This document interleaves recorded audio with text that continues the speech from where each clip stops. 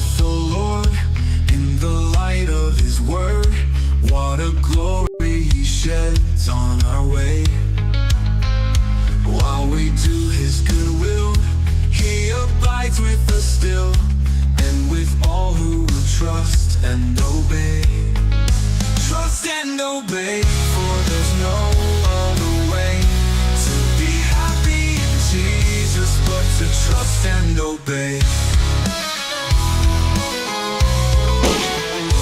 Not a burden we bear, not a sorrow we share, but our toil He doth richly repay. Not a grief or a loss, not a frown or a cross, but is blessed if we trust and obey. Trust and obey, for there's no other way to be happy in Jesus but to trust and obey. None we never can prove the delights of His love, until all on the altar we lay.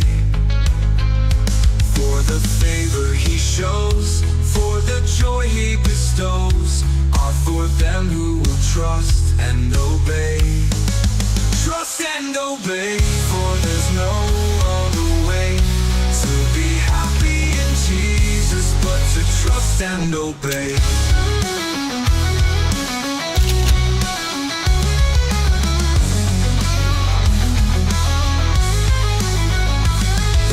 Fellowship sweet, we will sit at His feet, or we'll walk by His side in the way. What He says we will do, where He says we will go. Never fear, only trust and obey. Trust and obey. And with that? No, sir, I got it. Looks like you have. You know, you're real good with them tools. Thank you, Paul. We'll make this land real nice one day. Me and your mother will do our part. By the time your turn comes, hell, this could be the nicest farm in the county. Maybe, Paul.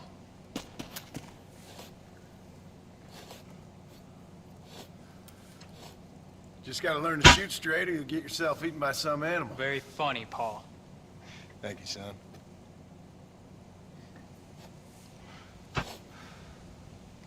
Soon it'll be quail season. We should have some fun then. Is there anything you don't like shooting, Paul? Well, I ain't met the thing yet, but as soon as I do, I'll let you know. You can even put it in one of them books you read. Yeah, maybe I'll do that. Today, John Marston stopped shooting.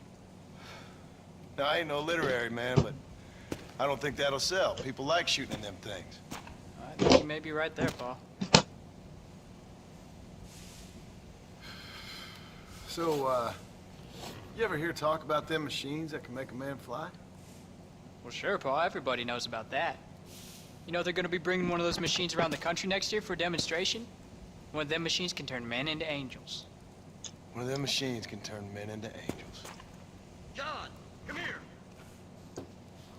John, come here, quick! Take a look at that.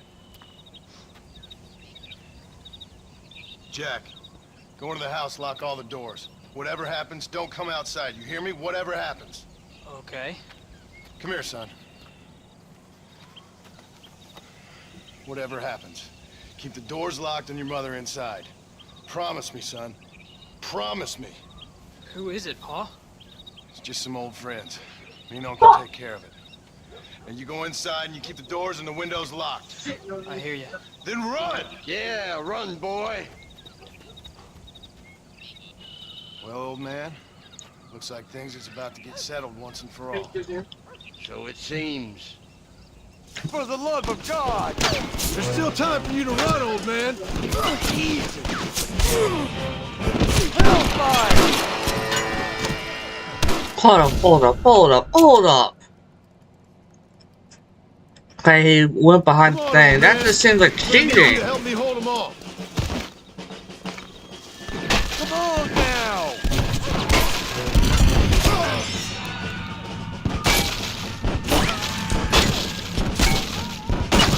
Stay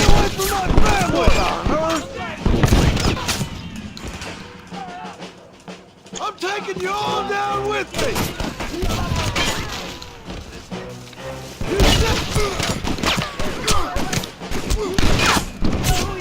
What the? Okay, something must be really going weird here. How in the blue blazes am I getting shot up like that?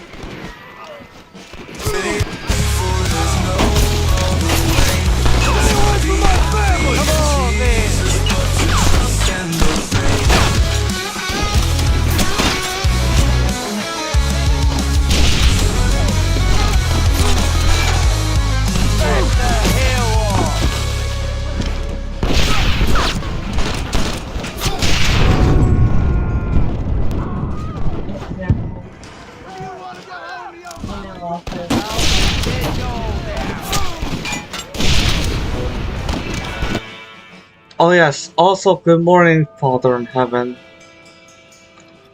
What now? No, it's, What the?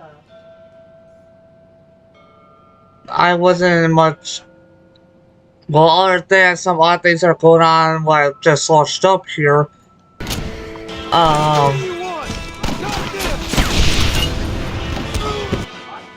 So yeah, I've been going, in this one game, I've been having a character go behind certain things of cover in order for him to have his own self-defense with weaponry, and for some reason the character is getting shot up even though they're properly covered.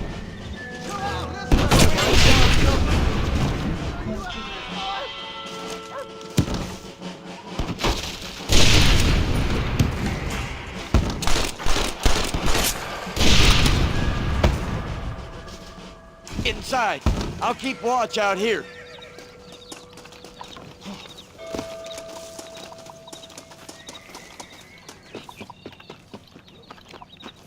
Get in there. There'll be more coming.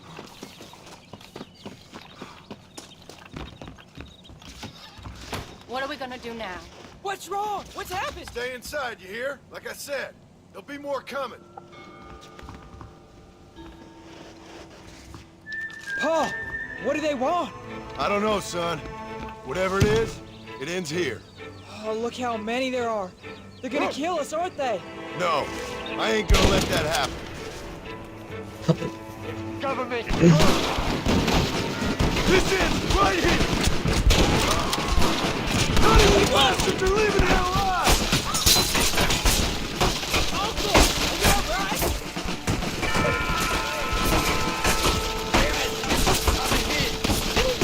You'll never take our home! Follow me! Keep firing! Don't let them get too close! Whoa! I'm taking you all down with me!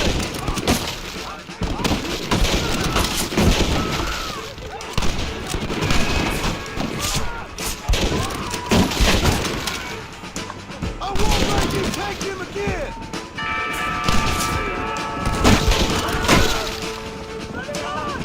Better say your grace.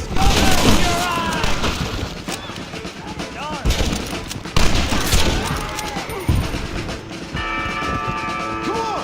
Pick him off! You want to stop doing that? Now what are you gonna do? He's over there! You said this was over!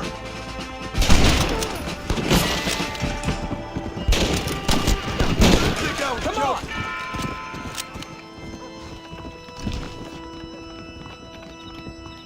Hang in there, Uncle! I'm gonna get you out of here safe! Ain't time, John. Ain't gonna make it off this porch anyhow. You take Jack and Abbott. Take them and... Don't worry about me. Just get him out of here. No! Uncle, please! Oh my God! They killed him! Come on, son! Ain't nothing we can do for him now! Just receive.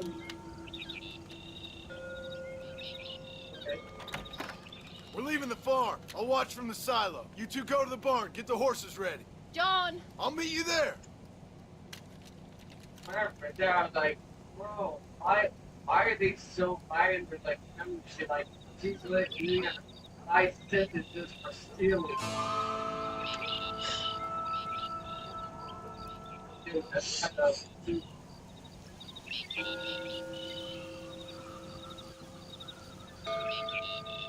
It's this way! We'll make a run for the barn! Stay close and keep your eyes open!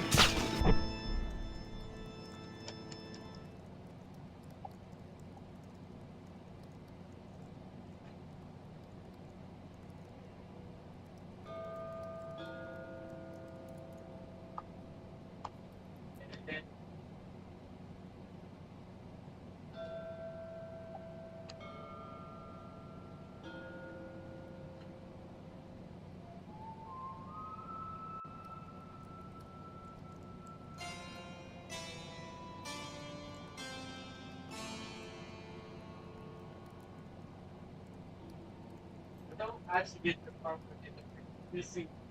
We're not just making out with our best friends.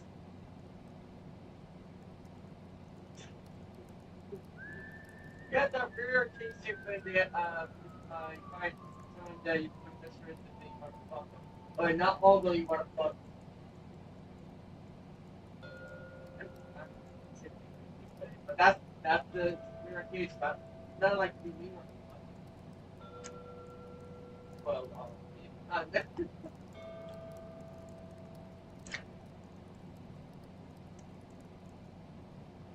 then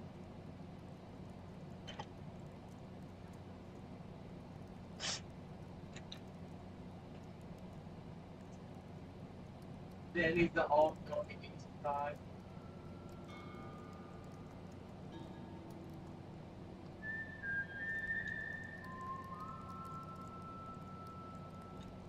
I usually start seeing my stuff on my videos.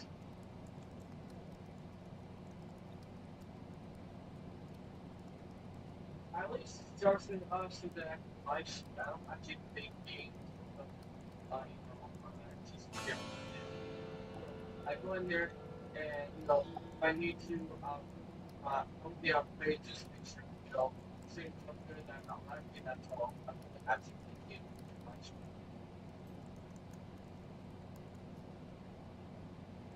Pretty much time for your time. So basically subsidy for your time.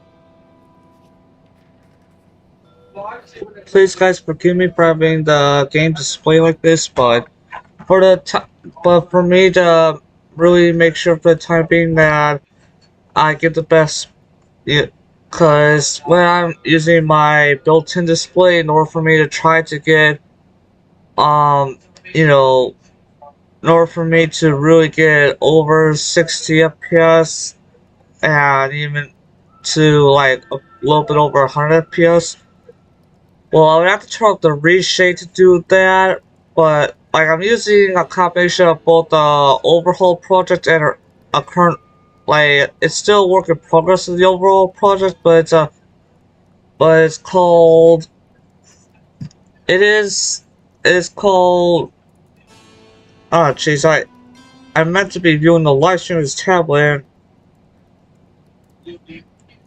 Okay, so the very two like I have a trainer in there, but the two mods that are helping to refresh the game even more, one is called Red Dead Reimagined, which is a reshade, and I'm having that combined with another Red Dead overhaul project. Oh yeah. It's like it's not like I said, it's another thing that remasters the port.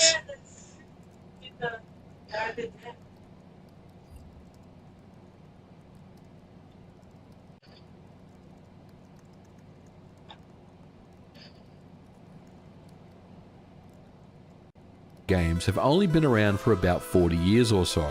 Compared to music, television, books and movies, that's not a very long time.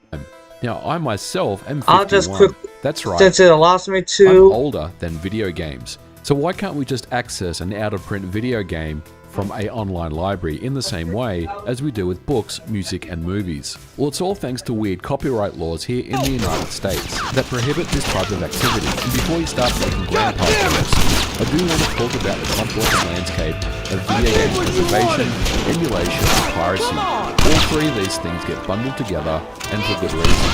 Video game preservation has recently taken a major L, and I want to talk about it in today's episode.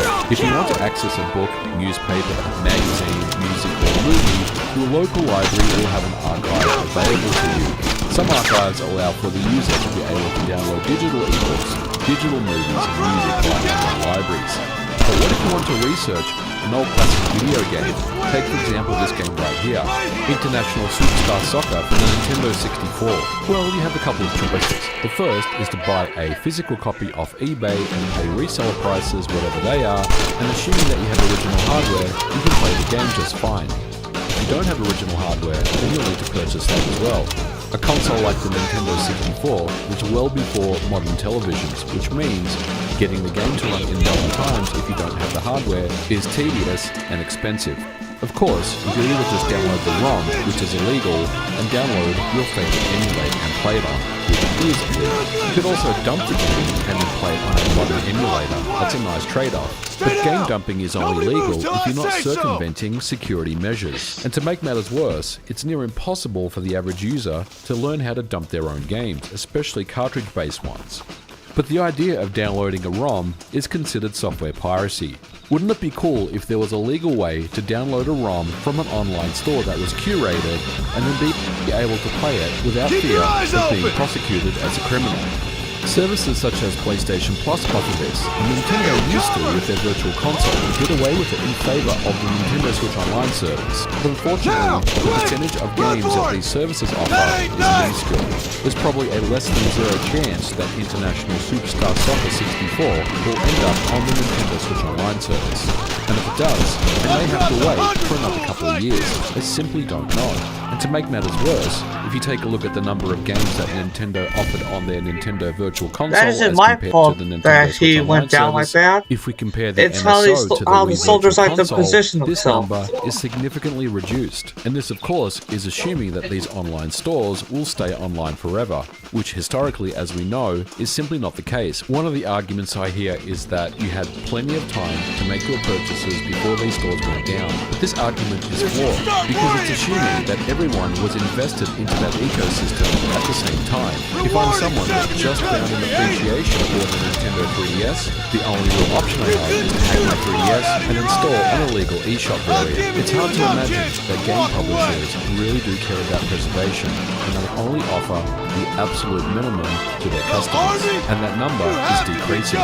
Games are delisted almost every single week, and high-profile games like The Crew by Ubisoft are no longer playable, even though I purchased a copy and have it available in my Steam library. I simply can't play this game anymore, and it's my favorite in the series. Ubisoft themselves said that gamers need to get comfortable not owning their games for subscriptions to take off. It's almost like us gamers have no choice but to download ROMs illegally, regardless if we previously owned the game or if we didn't. Software piracy is a fancy term for copyright infringement, and it's been in the news recently with a ruling just last week that the US Copyright Office declining a new exemption to the DMCA that would allow libraries and archives to offer remote digital access to out-of-print video games for verified researchers. Note that I said out-of-print video games for verified researchers. We're talking about games that you can't buy anymore, not even ones that are available in digital storefronts. And verified researchers mean that people that have been pre-approved as historians, archivists, and preservationists to be able to access these works for either research or educational purposes. This does seem a little heavy-handed, doesn't it? Look at the tens of thousands of YouTube videos researching old video games. How would you go about doing this legally? You simply may have no alternative other than to download a ROM and play it on an emulator, especially if the out-of-print game that you're researching and making content on is simply not available to purchase, or it's been resold at extremely high prices, which if you look at the retro video game market, only ever seems to go up in price. Now, I do want to address archive.org for a minute. You've probably heard about this site in news recently due to recent DDoS attacks that took the service offline over a couple of weeks. This is with a vast library of out-of-print media, video games, magazines, and so much more. Its downtime is concerned, especially with all sites being targeted game publishers. The interesting thing about archive.org is that it has a DMCA exemption in place, but this DMCA exemption is not forever, far from it. The US Copyright Office meets every 3 years and listens to any proposed ruling changes to the DMCA. And unfortunately, the powers that be, that is, many game publishers and the ESA, or the Entertainment Software Association, they don't care about video game preservation. They are vehemently against emulation and they're against piracy, but offer no legal alternatives to play a large percentage of out-of-print video games. What's even more telling is that the ESA is against archive.org exemption and every 3 years will attempt to get that exemption removed. The ESA is the governing body of all things video games here in the United States. From standards, submissions, age ratings to industry trade shows like GDC and recently E3, which is no longer around, their members consist of everyone that you see on this list. If you do the math, it's simple. These publishers don't want you playing their games outside of the ecosystem that they have no control over. They want customers paying money for the privilege to play old retro games over and over again, because retro gaming is big business. While the ESA will tell us that they are supporters of software preservation, doing the tiniest bit of research will quickly show a different side. Take for example, after the recent US Copyright Office ruling, the ESA released this statement. We recognize the importance of preserving video games and protecting game hardware given their significance in culture and society. With today's decision, the US Copyright Office confirms that the current level of video game preservation is appropriate and recognize that the video games present unique copyright concerns that always should be taken into consideration. It's apparent that game publishers understand that emulation is legal, and indeed many of them resort to emulators to bring back old games. But it's a double standard. Nintendo has been vehemently against emulation since the early days of Domestical, Z-SNES and Ultra HLE, threatening legal action, and in recent times successfully shutting down high-profile ones, Yuzu and Ryujin. This is how DMCA-related issues this is definitely how John Marston has his True Redemption, and it's all due to someone that it's always looked as a hero, but in this instance he was a bit more villainous. Yes, we do believe in preservation and we should be doing more. Back in 2021, Microsoft Gaming Chief Phil Spencer called for industry-wide game preservation. Did he not put out the very thing they used to let that disgusting games are being lost smoke? forever. Many are already long forgotten, and it seems like the future of video games is bleak. The only real preservationists is the community, and I want to call them out because they're the ones that are doing the real work to preserve history. After I played through because I played through most of this game with the built-ins graphical stuff. Problem. Ever noticed that Valve or after GOG aren't playing, a part of the ESA? I made either 100% this game after playing through Red Dead, Red Dead on the Nightmare, or I may just completely replay either of them on a different save slot. That's real ownership. Because I've kind of been thinking that after doing this remastering, that I'll bother with attempting with actually 100%ing now that the modding I did to this game is pretty much having the game equivalent to how Red Dead 2 looks. Purchase and play on emulators. It took 14 years for Rockstar to release Red Dead Redemption on PC. Before that, you had to download an ISO and play it on RPCS3 or Xenia. These are two emulators, of course. That's one game, and there's tens of thousands of games out there. Game publishers simply aren't doing enough, so it's up to us, the community, to preserve everything. Emulators, while they've taken a setback in recent times, will continue on, and in many ways the future of emulation is more exciting now than ever. Those that develop emulators aren't filthy pirates, they're individuals who spend thousands upon thousands of hours doing their own research, documentation, developing solutions, failing, retesting, just to run games on modern hardware. They work on enhancing these experiences as well, making them far better visually at faster frame rates than these games were ever designed for. Many are open source, so these discoveries and code will be preserved forever. New advancements in PlayStation 4 emulation, as well as Xbox One translation layers, are very exciting. This opens up the door for PlayStation 5, Xbox Series, and beyond. Older 8 and 16-bit titles can now be enhanced with things like widescreen support, sharper graphics, enhanced music soundtracks, online play, localization, and ROM translations. The Wii U emulator Cemu can run games at 4K at 60 frames per second. This is a system that is no longer available to purchase, with no online store. RPCS3, the community-based PlayStation 3 emulator, continues to improve over time, and we still don't have an official solution to PlayStation 3 games for the PlayStation 5. Even though it's been rumored time and time again, something just seems off about the whole thing, doesn't it? But game preservation isn't just about the games, it's also about the hardware. The FPGA community is doing amazing work ensuring that things like old computers, consoles, arcade PCBs are also preserved forever. Recently we've seen a Nintendo 64 FPGA core for the MiSTer, and Analog has announced the Analog 3D. FPGA is hardware preservation, and it's as simple as that. In recent years, decompilation efforts have also ramped up. Decompilation is the process of taking an old binary ROM file and decompiling it back to its original source code. The Nintendo 64 scene especially has many decompilation efforts that are ongoing. We recently saw Majora's Mask earlier this year, but others such as Paper Mario and recently Star Fox 64 have all seen matching decomps as well, and there are many decompilation projects that are in the works right now. Translation layers are also becoming very popular, with modern consoles being x86 based. This means that your PC should be capable of running PS4, Xbox One and beyond. Nintendo Switch emulation has taken a bit of a hit recently, but most of the work is already done, and someone will pick up the pieces and continue on. It's up to us to preserve video games, and by us I mean the entire community, everyone who's watching this. If you're someone who plays an old game that's discontinued, out of print or lost media, you're not stealing anything. You simply have no other option because the publishers aren't interested in offering you one. It's as simple as that. And finally, I do want to shout out the individuals that are working on the preservation of online servers such as Pretendo as well as Insignia. These maintain services that are Xbox Live and the Nintendo Network. And this means that we can continue to play old games in perpetuity, at least for as long as those servers are online.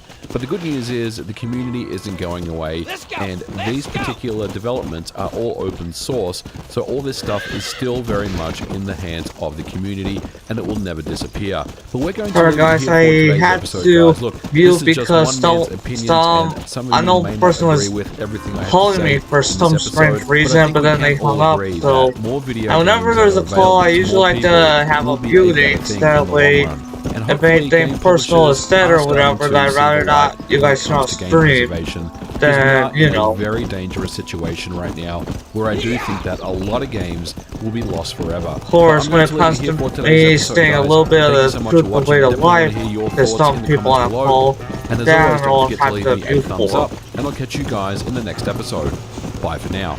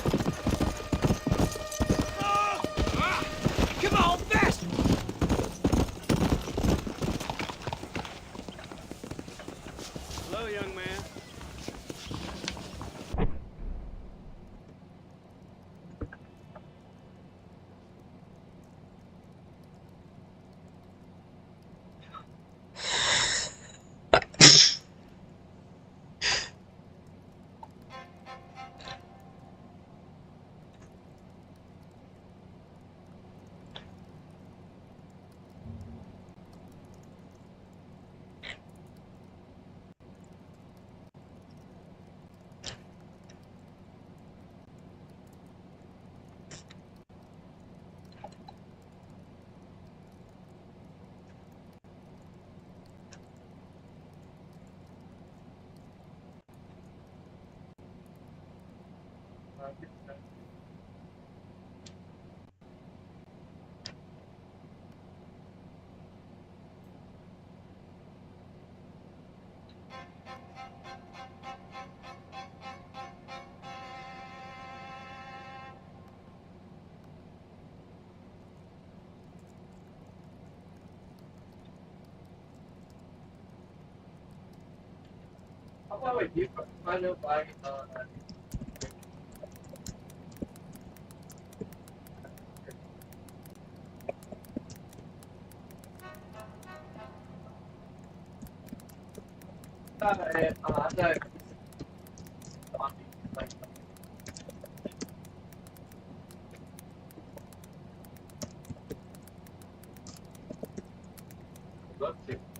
need to go get my bar up here.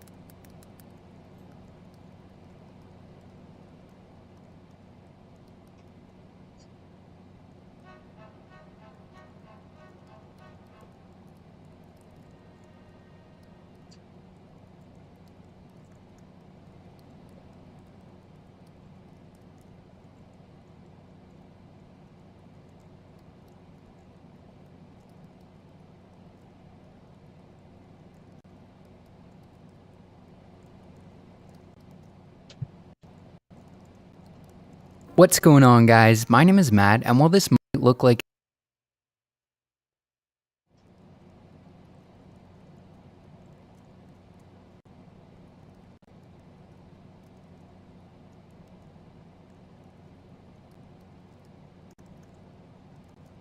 Yeah, a lot of times people just don't know how to really rethink about something originally too that they may not want to say, but a whole bunch of the rich elites, like there's very, very few rich elites that do give a darn. what's going on, guys? My name is Matt, and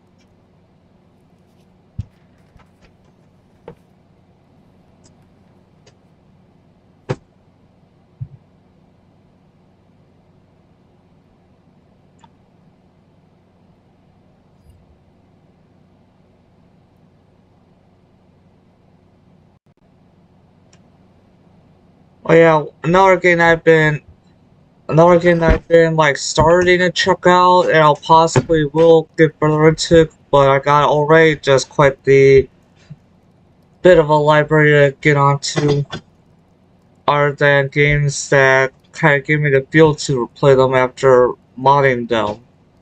And that's this one here, Grand Theft Auto Frosted Winter. But again, I just hope that it isn't as difficult as GTA 3 itself.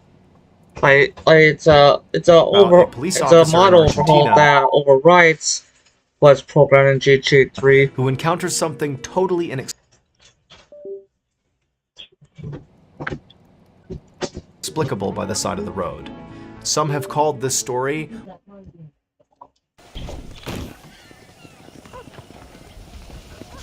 You need help?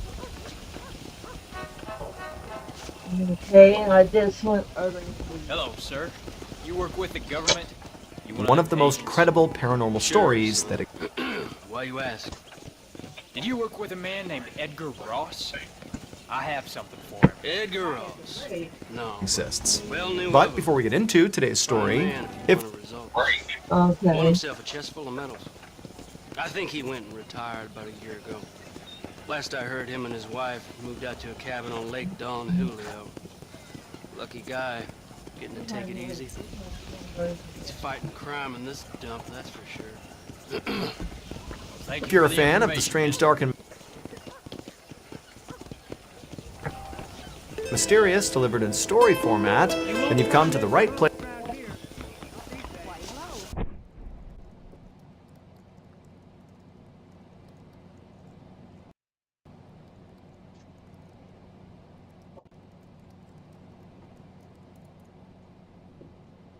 Because that's all we do, and we upload once a week.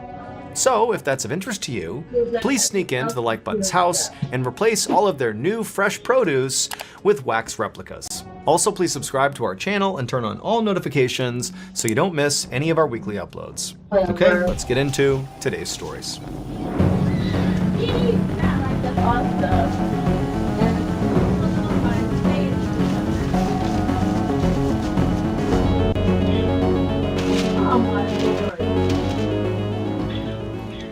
On the night of March 2nd, 2006, a 28-year-old police corporal named Sergio Pucheta rode his motorcycle down a dirt road in rural Argentina. It was pitch black out with no streetlights, and on either side of the road were mostly open fields, interspersed with patches of forest, and there were mountains rising up in the background. There was nobody around him for miles. This was an area called La Pampa, and it was famous for its beautiful landscapes and cowboy culture. Sergio was out here patrolling for poachers, who came out here at night to trap or kill the wild cats, monkeys, and birds that often sold for lots of money on the black market. It had been a quiet night so far, but Sergio knew from experience that the later it got, the more likely it would be that he would catch someone doing something illegal. At around 10 p.m., Sergio was riding down the road towards a crossroads that locals called El Cruce de las Cañas, and up ahead, he saw the red taillights of a car. And at first, it seemed like this car was coming to a stop, but then it turned off the road and drove into this nearby cluster of low trees and thick vegetation about the size of a football field, and then these taillights disappeared. Sergio felt his heart start to beat a bit faster because he knew this had to be a poacher. Maybe, he thought, this poacher had seen him and realized he could be a cop and so was driving off the road and basically trying to hide from Sergio. Sergio sped up on his motorcycle, and when he reached the spot where this car had left the road, he pulled over and he parked. Sergio climbed off his bike and then radioed into headquarters his location. Oh man, I wish I could see it on screen. His gun. You know, the He knew this far it. out, it was going to take backup a long time to get here, and Sergio had no intentions of letting these poachers get away. Sergio had a flashlight, but he didn't bother to take it out because he didn't want to give away his position. But in the darkness, Sergio was having a really hard time finding where in this vegetation the car had gone. There were no broken branches or crushed bushes. I mean, the entire vegetation looked completely uniform and redo the intact. top And so of Sergio, with his gun drawn in front of him, began there's pacing a bit of along an the shoulder FPS of this pause. road, looking for tire tracks on the ground. But after looking for a while, he couldn't find any. Like there was no indication that a car was ever here or drove into this vegetation. And so eventually, Sergio just stopped and listened. He figured the poachers could only have driven a little ways into the trees before stopping, and so he hoped to hear them moving around. But as he stood there, all he could hear was the sound of the wind rustling through the trees, the crickets and cicadas chirping and buzzing, the hoots of owls, and the long, strange chirring sound of birds known as nightjars. Sergio knew if he wanted to catch these poachers, he couldn't just sit here all night hoping they made a noise. So he took a deep breath, stepped off the road, and made his way into the trees. He walked quickly but carefully, moving branches aside with one hand and holding his gun with the other, constantly scanning left and right for any movement or light. And when he was about 100 feet into the trees, he finally saw something. Out of the corner of his eye, he caught a glint in the darkness. And for a second, it almost looked like moonlight reflecting off of something metal. And so Sergio thought, that's gotta be the car. I've caught them, they're right here. But when Sergio turned to face them, he immediately realized there was no car. What he saw was so jarring, so terrifying that for a second, he just stood there frozen to the spot. Then as he did, the sounds in the forest began to amplify all around him, and he felt this panic building inside of his chest. He wanted to scream, but when he opened his mouth, no sound came out. A few minutes later, an off-duty police officer who was friendly with Sergio was heading to bed at his home when his phone rang. He looked at the screen and saw it was Sergio calling him, so he opened his phone and said hello. But Sergio didn't say hello back. Instead, in a voice that was unusually cold and monotone, Sergio just said, "Come to Las Cañas, you know what to do." And before this other officer could ask Sergio what he meant and what's going on here, the line was dead. The officer tried to call Sergio back, but Sergio didn't answer. The officer really had no idea what was going on here. This was exceptionally odd behavior by Sergio. And so this officer felt compelled to call it into headquarters just in case. But when this officer got the dispatcher on the phone, the dispatcher told him they actually already had backup on their way to Sergio right now. And the dispatcher told him that they were actually pretty worried about Sergio too. Because after Sergio's first radio call had come in, where he gave his location and asked for backup, they had lost contact with him. Every time they had tried to call him back, he wasn't answering. Meanwhile, the backup, 3 police cars full of officers, sped past cornfields into the remote area that contained Las Cañas, where Sergio had last been. And when they got to the actual spot on the road where Sergio had said he was, like his actual location, they found his motorcycle, but Sergio was nowhere to be found, and nobody else was there either. It was just this motorcycle. And so the 3 cars pulled over to the motorcycle and the officers got out. One of the officers tried again to hail Sergio on the radio, but again they were met with silence. And so they all fanned out with their flashlights and began searching this road up and down, looking for any sign of Sergio. And after a minute or two, one of the officers spotted this cluster of metal in the sand by the side of the road. Now, this officer did not immediately connect whatever this metal was with whatever happened to Sergio. They just walked over to see what it was. But when he actually reached it and shone his light directly on it, he gasped and called out to the other officers, "Over here!" Because these pieces of metal definitely had something to do with Sergio. They were the completely disassembled parts of Sergio's radio and his gun. This discovery immediately launched a major police search operation. More backup poured into Las Cañas, and officers teamed up and continued to search the area. And pretty quickly, officers found what looked like Sergio's footprints heading away from the road and into the cluster of trees. So the officers began to follow them. However, after getting about 100 feet into the trees following these footsteps, they noticed something very strange. The footprints were getting further and further apart. At first, the officers thought, okay, well, maybe Sergio began sprinting and taking really big, long strides. But as they continued following these steps through the trees and out the backside into the steep field, the distance between these steps continued to get bigger and bigger until finally the gap from one step to the next was 10 feet apart, then 15 feet apart, and then 20 feet apart. I mean, even if Sergio had been sprinting at full speed and literally leaping, this was too big of a distance to cover. I mean, this was literally humanly impossible. The police officers following these prints looked at each other uneasily. Each footprint was perfectly clear. There was no mistaking this was a human footprint. And then also, they were certain they were not missing prints in between the ones they could see. They really were spaced this far apart. The officers had been talking to each other when they began following these prints. But now, they just walked in silence. For more than 1 mile, they tracked Sergio's bizarre, seemingly impossible trail through open fields and trees until they arrived at a cornfield. And then suddenly, the trail of footprints just stopped. It was like Sergio had pushed off his right foot and then just vanished.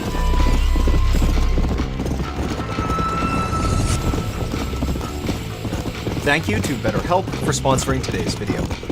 In 2017, I left the military after 7 years, and I knew reintegrating into civilian life was going to be a challenge, but I was not prepared for just how much of a challenge it would be. When you're in the military, it's like you're sort of in a bubble. It's its own world.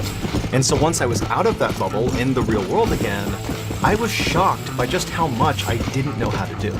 I didn't know how to use new technology. I didn't know how to find a good job. I didn't even know what a good job was. Like, the jobs themselves were confusing. And on top of all that, I was struggling with really dark, intrusive thoughts that were making my life kind of a living nightmare. However, instead of sharing this with anybody, I just held it in, and it only made my issues worse. Luckily, my family noticed I was really struggling, and they stepped in and they encouraged me to seek out help with a therapist. And I took their advice, and honestly, I don't know if I would be here if I hadn't. So if you're really struggling right now and you're kind of holding everything in, you really ought to consider giving therapy a shot. And one of the most accessible therapy platforms out there is BetterHelp. and they're on a mission to make starting therapy easier. All you have to do is fill out a brief questionnaire online, and then you'll be matched with a therapist in as few as a couple of days. And if that therapist is not a good fit for you, you can easily switch to another one who is at no additional cost. BetterHelp makes sure all their therapists are well qualified, and their customer support team is always there to help you. So if you're struggling and think you might benefit from a therapy session, click the link in the description or go to betterhelp.com/Mr. Ballin and get 10% off your first month of therapy.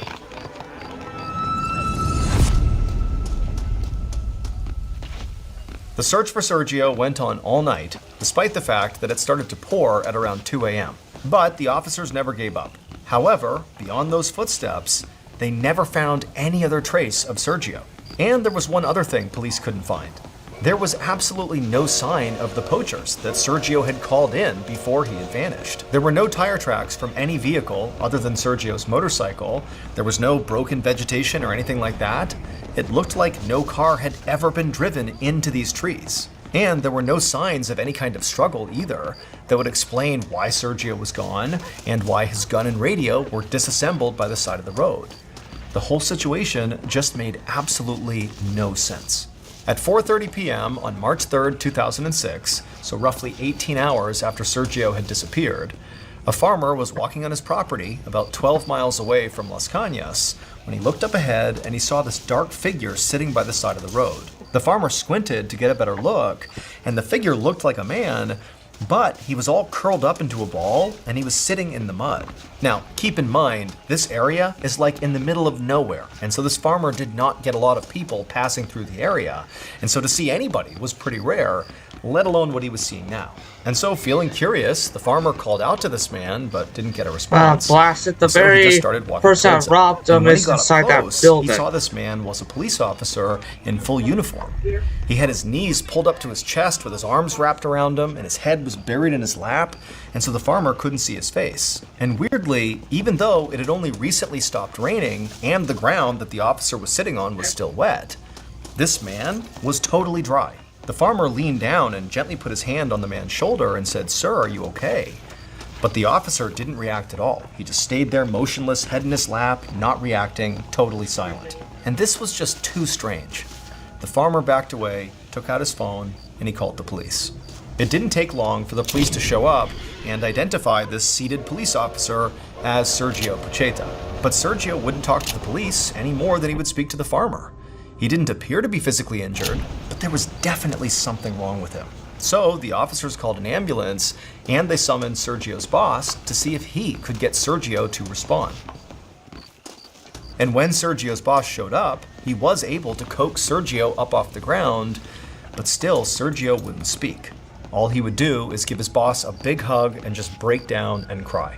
So his boss led Sergio over to the ambulance, which had just arrived, and he got him in the back, and he sat with him, and then went with Sergio to the hospital and followed him into his exam room. At first, inside the exam room, Sergio didn't want anybody to touch him, and he was very anxious, and he kept squinting and grimacing every time the lights were put on him. But after a few minutes, he did let the doctors and nurses remove his clothes and examine his body for wounds. Sergio's boss had expected that Sergio would have injuries. I mean, he figured he had likely been assaulted or kidnapped. But as he watched the doctors and nurses check Sergio out, it was very clear that Sergio did not have any injuries. There were no bruises, no cuts, no sign of any physical struggle at all. And not only that, as the nurse took Sergio's vitals, it was clear that he was not dehydrated or sick at all, despite the fact he had just been missing for 18 hours with no supplies. The only injury the medical team did find on Sergio was to his feet, but it did not help clarify anything. When they removed Sergio's boots and socks, they found these bizarre burns on the soles of his feet. It looked like he'd been standing on a hot surface. Over the next couple of hours, Sergio did finally begin to talk. No, I did not fail it. The game forced me to fail it. Because I couldn't get the blasted thief. When Sergio had followed the poachers, I blame the game, it's not me. He had been absolutely certain that he had seen the metal of the poacher's car reflecting the moonlight. Hold up, I'm gonna get myself something to eat. There was no just car. in case. There were no poachers. When he turned, all he saw in the darkness were two sets of burning red eyes staring back at him. Sergio stood there stunned, unsure who or what these eyes belonged to. But that kind of description, that means this person ran into demons or devils. And as they did, Sergio realized with growing horror that these were not human eyes, these were not animal eyes. These eyes belonged to some creature he had never seen before. All he could make out beyond the burning red eyes were these slim gray bodies with big heads and long skinny fingers, and they didn't appear to blink at all. Sergio opened his mouth to scream, but when he did, no sound came out. And that's when Sergio realized that not only could he not scream, but he no longer was able to move. But then suddenly he felt this intense pressure in his torso, and his back sort of involuntarily arched in response. He tried to wrench himself free of whatever seemed to be in control of him, but he couldn't. It felt like his spine was going to snap. And then he felt himself begin to walk out of the forest backwards, like his back is arched in this totally unnatural position, and he's marching out of the trees. And then as he's doing this, he watched helplessly as one of his hands went down and pulled out his phone. Demonic possession. And then he dialed the number of that officer, and then yet so many people want to be worldly, and yet they have these telling his friend, come to Las Cañas, you know what to do. And as Sergio continued to walk in this bizarre bent-over gait, he felt himself reach for his gun, and after he drew it, he watched in horror as his hands fully disassemble it and drop the pieces on the ground. And then he watched himself do the exact same thing with his radio. And the whole time, these red-eyed creatures are just a few feet away, staring at him. It was only after Sergio had disarmed himself that he felt that intense pressure on him subside, and he realized this was his chance to escape. He took off running, but after only going a few steps, he felt himself get hit from behind and he pitched forward. He thought he was falling, but he didn't hit the ground. Instead, it was like he was being lifted up into the sky, and for a moment, he just careened through the air until abruptly, whatever force was holding him up let go. He fell to the ground and somehow managed to land on his feet, but then once again, he was lifted back up. And this time, he was thrown even farther through the air before he hit the ground. And then it happened again, and again, and again. And so as this was happening, Sergio realized these red-eyed creatures must be the ones in control, and they were playing with him. They knew he was trying to escape, but they didn't stop him. They just kept picking him up and throwing him forward over and over again. And as all this happened, Sergio began to feel his feet burn. The last thing he remembered was running through a cornfield, and as he did, he realized suddenly that it seemed like he was all alone. The red-eyed creatures were gone. And so Sergio looked over his shoulder, and all he saw were swaying corn stalks and darkness, and for a moment he's thinking, maybe this is all over. But then, still running, he turned to look straight ahead, and he saw there was this incredible wall of just pure darkness. There was no cornfield, no ground at all. In fact, there was no sky, no moon, no stars, nothing. It was just pure black, like he had reached the actual edge of the world. And then, once again, he felt himself begin to rise into the air, and he looked down into this darkness, into this void, and staring back at him are two red glowing eyes. Let's go! My best guess is that they possessed him and then somehow they grabbed him to stay just a little bit of help. No one has ever been able to explain what happened to Sergio, including Sergio himself. But it should be noted that Argentina and South America more broadly is a very well-known hotbed of paranormal activity. Following this incident, Sergio was so traumatized that he retired from the police force. To this day, cops and locals still report seeing strange lights in and around Las Cañas. And now, here's a clip from the latest episode of Run Fool. Enjoy. I just got a weird call, and sorry, I was supposed to record an episode on this haunted doll, but that can wait. Cause I just heard let me get my bearings here. I'm rattled if you couldn't tell. I just hung up the phone. No, wait, sorry. Let me backtrack a bit. I've been in the recording studio for, it's gotta be more than 24 hours. Maybe more like a day and a half, something like that. See, we had a lot of Run Fool episodes to get through, and I'd fallen behind. So I suggested we knock them all out this weekend.